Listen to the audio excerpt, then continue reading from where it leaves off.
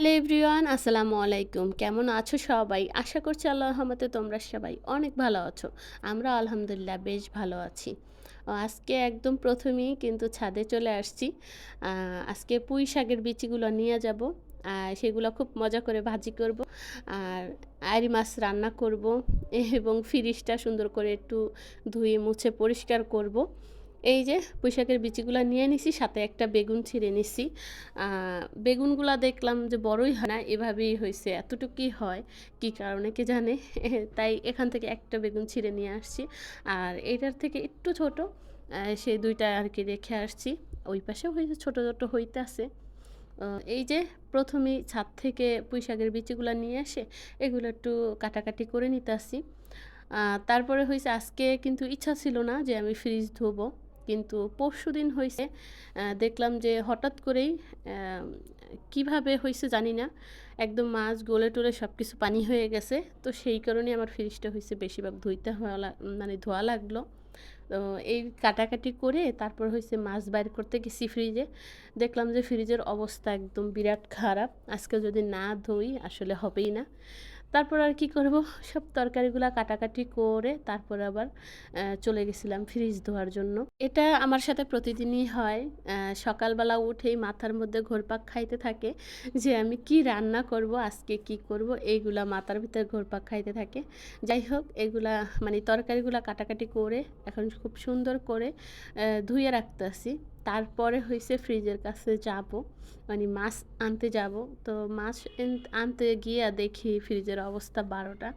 তারপর আবার কি সব কাজ ফেলে রেখে তারপর আবার ফ্রিজ ধুইতে চলে গেলাম। এই যে এতগুলা বরফ হইছে, আর আমার ফ্রিজে হইছে আমি তো সবসময় বলি কেন জানি না অনেক পরিমাণের হইছে বরফ জমে। আর এগুলা পরিষ্কার করতে গিয়ে আমার খবর হইয়া যায়। তো গ্যাসে মানে ছোট রুমে যখন ছিলাম আমার বোন হইছে ধুইয়া দিয়ে গেছিল। তারপর হইছে আপা ২ জন মিলে ধুইছিল। তো আজকে আমি একা আর হইছে দুপুরবেলা পরিষ্কার করতে নিছি। আমি হইছে ২ পাট পরিষ্কার করতে পারি নাই। উপরের যেটা বরফ জমে বেশি, ওই উপরের সাইডটাই আরকি সুন্দর করে ধুয়ে পরিষ্কার করে নিলাম। আর নিচের পাটটা ওইটা তো নরমাল। ওইটা রইছে। আমি কালকে ইনশাল্লাহ ধুয়ে নেব। একদিনে দেখা যায় ঘরে বাচ্চারা আছে, ওদেরকে খেতে দিতে হবে। তো সেইজন্য আর আমি ২ টা ধুইতে গেলাম না, তাহলে অনেকটা আরকি সময় লেগে যায়। তারপরে এইদিকে আবার কাটাকাটি করে দেখা যায় অনেক কাজ করতে হয়, সেজন্য এখানে অনেকগুলা মরিচ নিয়ে আসছি। এভাবে যদি রেখে দেই দেখা যায় মরিচগুলা নষ্ট হয়ে যাবে। সেইজন্য মরিচগুলা আবার একটা ডিব্বার ভিতরে রাখতেছি। মানে কিভাবে রাখলে বেশি রাখা যায় সেটাই আসলে দেখতেছিলাম। তারপর দেখলাম একটা, একটা করে বাজ করে রাখলে দেখা যায় মরিচগুলো একটু বেশি হইতেছিল।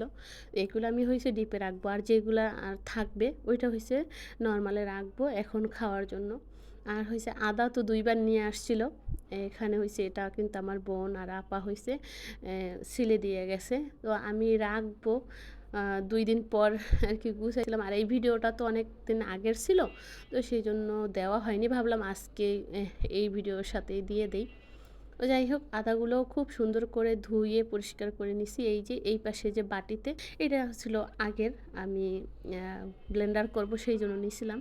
তো করা হয় নাই, যেগুলা ছিল ওগুলাই হয়েছে খেয়ে শেষ করে নিলাম। এখন হয়েছে, এখন আজকে দেখলাম যে একদম নাই, রান্না করতে হবে।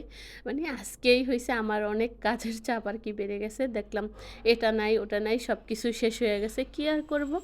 তাই একটা, একটা করে সব কাজ করে নিতাছি। আসলে এত কাজ করতে গেলে দেখা যায় ভিডিও নিতে গেলে আরও দেরি হয়ে যায়। তারপরেও হইছে অল্প, অল্প ভিডিও নিয়েছি। আসলে যখন যেটুকু পারছি ওটুকু নিয়েছি। আর ফ্রিজ পরিষ্কার করতে গেলে তো অবস্থা খারাপ হয়ে যায় ঘরে, এগুলো আবার মুছতে হয়। তারপরে আবার দেখি রান্না করতে গেছি, বসাবো। এর ভিতরে দেখি এখন রসুন নাই। কিরকম মেজাজটা খারাপ লাগে। মানে আমার সাথে এরকম কেন হয়? যাই হোক, তারপরে রসুন কতগুলা নিয়া পুতা দিয়া দিছি ছেঁচা। ছেঁচা দিয়া একদম হইছে অবস্থা খারাপ করে ফেলছি। এখন হইছে তাড়াতাড়ি, তাড়াতাড়ি কইরা ছিলা নিতাছি, তারপর ব্লেন্ডার করব। মানে আমার কাজ এভাবে কেন হয় জানি না। দেখা যায় আমার একটাও কাজ নাই। তারপরে আবার কোথা থেকে এত্তগুলা কাজ আইসা পড়ে। কি আর করব? তারপরে এই তো রসুনগুলো ব্লেন্ডার করে নিলাম। তারপরে রান্না বান্নার জন্য যেটুক লাগবো রেখে দিয়ে তারপরে ফ্রিজ আগে আগে চালু করে দিব, সেই জন্য এই তো সব কিছু আবার জায়গায় রেখে দিছি। তারপর বন্ধ করে ফ্রিজ চালু করে দিছি, কারণ অনেকক্ষণ বন্ধ ছিল, সেই জন্য ওই ফ্রিজের কাজটা আগে করে নিলাম। তারপরে এদিকে মশলা কষিয়ে এখন হয়েছে মাছটা দিয়ে দিলাম। আর আমি আইড় মাছ হয়েছে ভাজি নাই, আজকে হয়েছে না ভেজে কষিয়ে রান্না করলাম। এই তো একটু দেখতেছিলাম আর একটু জিরার গুঁড়া দিয়ে দিতেছিলাম। আর এই তরকারিটাতে হয়েছে জিরার গুঁড়া দিতে হবে, না হলে কিন্তু একদম মজা লাগবে না। আর আমার কাছে হয়েছে এই তরকারিটা রান্নার সময় ধইনা পাতা ছিল না, যদি জিরার গুঁড়া দিয়ে আর একটু ধইনা পাতা দিলে না আরও মজা হইতো বেশি, কিন্তু ছিল না সেই জন্য আর দেই নে। যাই হোক, না থাকলে আর কি করা যাবে।